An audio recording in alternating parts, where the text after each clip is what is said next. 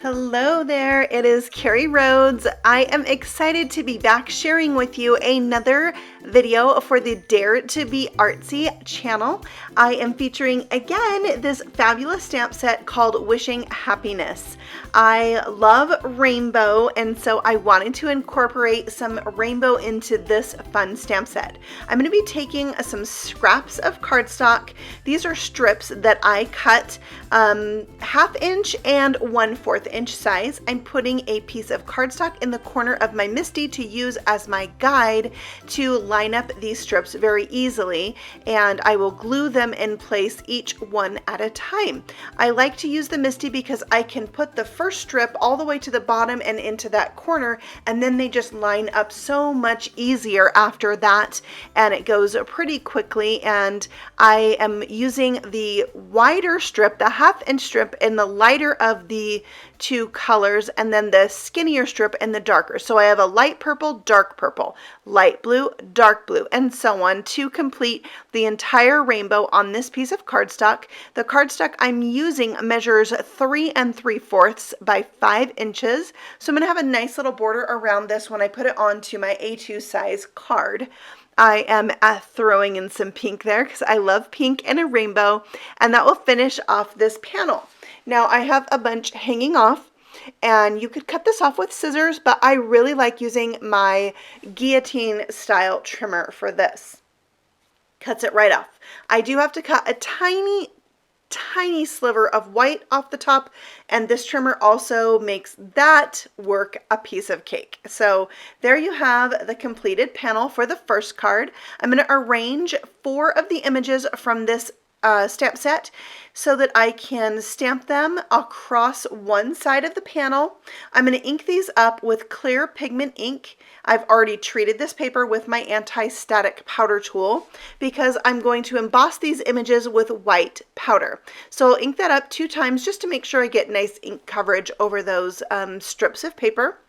And I'll sprinkle on the white powder, making sure to get everything coated evenly. And then we'll heat set that with my heat tool to emboss those images, and I think it looks fabulous on top of this rainbow.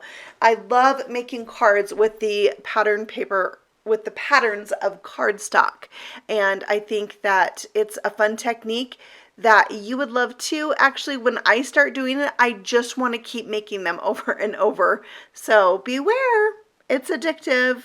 I have stamped the thank you sentiment from this stamp set in white with white embossing powder, that is, and then trimmed it out so I have a nice sentiment that will go across my card. I'm mounting my panel on a black piece of cardstock that is a 5 1/8 by 3 7/8, so just a tiny bit of a border all the way around.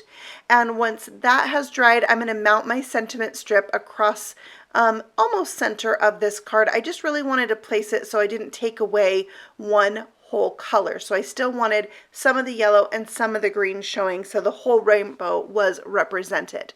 I'll trim off the excess on either side, and then I can mount this whole piece to my top folding card with some liquid glue. You could also pop this up if you like a lot of dimension, which I do, and it would look fabulous popped up as well. So I needed a little bit of embellishment, and anytime I do something rainbow, I love to use these rainbow drops, which are at the Spellbinder shop, a product of Fun Stamper's Journey. I use them all the time, and you can see there's plenty in this container that it's okay to use them all the time. You don't have to worry about running out because there's so many. I love them. So I have one for each color of my rainbow, and I think that really helps to finish off this card with a little something extra. Now let's move on to card number 2. I'm going to do another pattern with these strips to create a rainbow. This time I'm going to make them go diagonally across my panel. This panel is the same exact size as the first one, 3 3/4 by 5 inches. I put it in my MISTI, although the MISTI didn't really help me to line them up. It's just what I was doing before, so I thought, oh, maybe the MISTI could help me, but I really needed space all the way around for those strips to hang off. So this time I'm using the 1/2 inch as my brightest color and the 1/4 inch strip as my lighter color for the rainbow, and I just started in the center with my pink.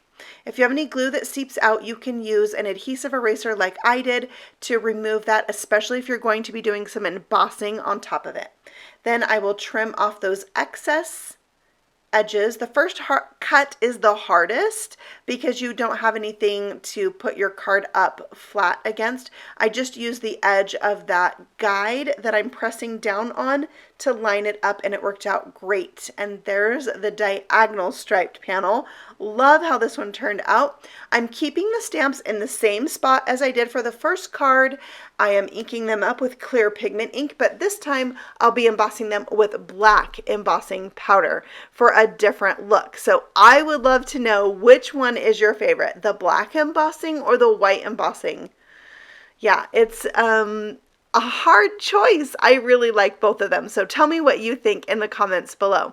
I did have a little extra powder on there, so I'm using a little paintbrush to dust that off. And then I'll heat set this and get that powder melted, and it looks amazing on here. I love this one.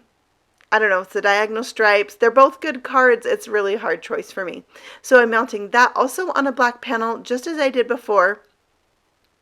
And this time the sentiment is stamped and cut out. However, I cut this out with a Pick Scan Mat for my silhouette. I do not have the die set for this stamp set. I will link it below. I'm not sure that there's a die for this particular sentiment, so if you have an electronic die cutting machine, it comes in handy for sentiments like this that you maybe don't want a fussy cut and maybe there's not a die for. So for those type of stamp sets, it's another way to use an electronic cutter, but there is a die set for this stamp set, so make sure and check that out as well. If you like the look of these flowers, I feel like it's kind of a Zentangle style of art. There are a lot of stamp sets in the Dare to Be Artsy shop with this style, so make sure that you look around for that as well. So with the addition of some rainbow drops, card number 2 is finished, and I'll bring both of these in so you can get another look at them, and I will save those strips over there for some more rainbow cards. I hope that you have enjoyed my videos with this stamp set. I did another one where I did watercoloring. I'll have that linked for you below as well.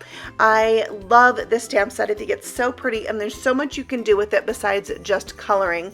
So I appreciate you stopping by, and I hope that you have a fabulous week. Happy stamping. Bye.